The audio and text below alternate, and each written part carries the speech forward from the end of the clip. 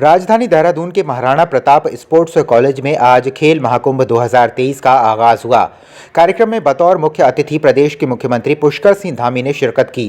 खेल महाकुंभ में राज्य स्तरीय खेल प्रतियोगिता का शुभारंभ सीएम धामी ने उद्घाटन करके किया। वहीं कार्यक्रम में प्रदेश की खेल एवं युवा कल्याण मंत्री रेखा आर्य भी मौजूद रहीं। इस अवसर पर तमाम छात्र छात्राओं ने मलखंभ, रेसिंग, हैमर थ्रो जैसे तमाम खेलों में प्रतिभाग किया। खेल महाकुंभ के शुभ अवसर पर सभी खिलाड़ियों को बहुत शुभकामनाएं देता हूं, बहुत बधाई देता हूं। और खेल महाकुंभ एक ऐसा महाकुंभ है जिसमें हमारे सभी खिलाड़ियों को पंचायत स्तर से लेकर राज्य स्तर तक खेलने का अवसर प्रदान होता है। और हमारी सरकार का हमेशा से ये रहा है कि सभी खिलाड़ियों का प्रोत्साहन किया जाए। आने वाला जो राष्ट्रीय खेल है वो भी बहुत शानदार तरीके से यहाँ आयोजित होगा। उसके लिए भी हमने सभी तैयारियां प्रारंभ कर दी है।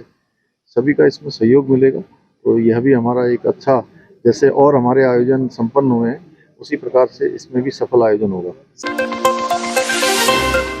गांव-गांव में विकास की नई इबारत लिखी जा सके व मौके पर ही शिकायतों का निस्तारण किया जा सके, इसके लिए भारत सरकार द्वारा भारत विकसित संकल्प यात्रा चलाई गई है, जिसके अंतर्गत प्रत्येक ब्लॉक की ग्राम पंचायत में इस कार्यक्रम का आयोजन किया जा रहा है। लेकिन भारत संकल्प यात्रा पहाड़ों में चढ़ने से पहले ही दम तोड़ रही है। विद्युत विभाग नहीं पहुंचा है और पीडब्ल्यूडी नहीं पहुंचा है सर इधर। तो पीडब्ल्यूडी, ये सड़क की बड़ी समस्या है सिंधवाल गांव में। लोग जान जोखिम में डाल के बड़े मुश्किल से आते हैं। और विधायक जी से भी हमने बात की थी, वो भी इस प्रोग्राम में नहीं आए कि हमें कहीं मीटिंग है, कुछ है। तो बड़ी उसका विषय है कि लोगों को बहुत आजकल दिक्कतों का सामना करना पड़ रहा है कि आने जाने में। हाँ, पहाड़ों पर वाकई दम तोड़ रही है, क्योंकि संकल्प यात्रा का आप खुद देख रहे हैं कि संकल्प यात्रा का रथ आज सिंधवाल गाँव पंचायत घर तक नहीं पहुँच पा रहा है। वो सिंधवाल गाँव पंचायत घर से 3 किलोमीटर नीचे जाकर रुक जाता है। तो कहाँ संकल्प यात्रा को, मोदी जी का जो संकल्प है, जो विज़न है, तो अकेले मोदी जी भी कुछ नहीं कर पाएंगे, क्योंकि थोड़ा सा कहीं ना कहीं हम कहें तो अफसरशाही हावी है उत्तराखंड में। भारत रत्न पूर्व प्रधानमंत्री अटल बिहारी वाजपेयी के जन्मदिन को भाजपा सुशासन दिवस के रूप में व्यापक पैमाने पर मनाने जा रही है। कार्यक्रम के तहत बूथ स्तर पर उनके व्यक्तित्व और कृतित्व को लेकर होने वाले कार्यक्रम श्रृंखलाओं के क्रियान्वयन के लिए प्रदेश संयोजक और महासंयोजकों की नियुक्ति की गई है। भारतीय जनता पार्टी भारत रत्न स्वर्गीय अटल बिहारी वाजपेयी जी के जन्म दिवस को सुशासन दिवस के रूप में मनाते आई है।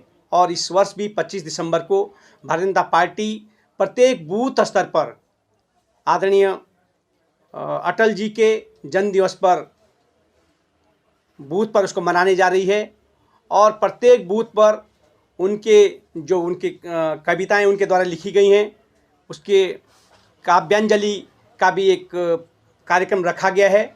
और भारतीय जनता पार्टी पूरे प्रदेश भर में हर्षोल्लास के साथ उनके जन्मदिन को मनाएगी, क्योंकि उत्तराखंड राज्य आदरणीय अटल बिहारी वाजपेयी जी ने दिया है। तो उनके उत्तराखंड के प्रति, उत्तराखंड के लोगों का उनके प्रति और भी श्रद्धा है। इसलिए उत्तराखंड में उनके जन्मदिन को और भी अच्छे तरीके से प्रत्येक बूथ पर मनाए जाने की योजना बनाई गई है।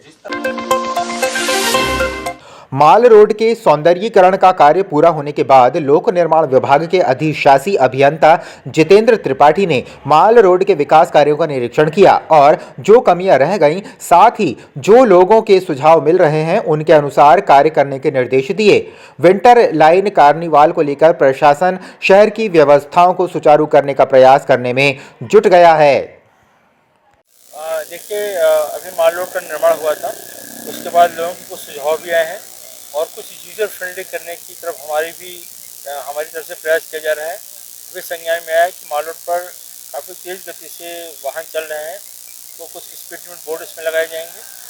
और जहां पर लोअर माल रोड, अपर माल रोड का पोर्शन रहता है, वहां पर वन वे ट्रैफिक का बोर्ड लगाया जाएगा। इसके अलावा थर्मोप्लास्टिक पेंट का भी काम किया गया है। कहीं पर और सुझाव आए हैं उसे भी कराया जाएगा। और कुछ रंबल स्ट्रिप लगाए जाएंगे कुछ स्थानों पर, जहां पर कि तेज वाहन से जो घटना की संभावना बताई गई है, वहां पर रंबल स्ट्रिप कुछ लगाए गए थे। उसको और इफेक्टिव बनाने के लिए कुछ इसमें और रंबल और ऐड ऑन किए जाएंगे। रुड़की के भगवानपुर क्षेत्र में खनन माफिया नई बनने वाली कॉलोनियों में सोलानी नदी का सीना चीरकर लगातार रेत का भराव कर रहे हैं। एक या दो नहीं बल्कि सैकड़ों की तादाद में नवनिर्मित मकानों और कॉलोनियों में सोलानी नदी की रेत पांगी भरी जा रही है और इस काम को खनन माफिया ट्रैक्टर ट्रॉलियों द्वारा अंजाम देते आ रहे हैं। पर खनन माफियाओं की इस कारस्तानी से तहसील प्रशासन बिल्कुल बेखबर नजर आता है। मेरे संज्ञान में ला रहे हैं, इससे पूर्व मेरे संज्ञान में बात नहीं थी, लेकिन अगर ऐसा कोई प्रकरण मेरे क्षेत्र में है, तहसील भगवानपुर के अंतर्गत है, तो मैं संबंधित लेखपाल से भी तत्काल इसकी रिपोर्ट मांग रहा हूं और अगर ऐसा कोई मामला है तो उसमें निश्चित रूप से जो भी दोषी होगा उसके खिलाफ कार्रवाई की जाएगी।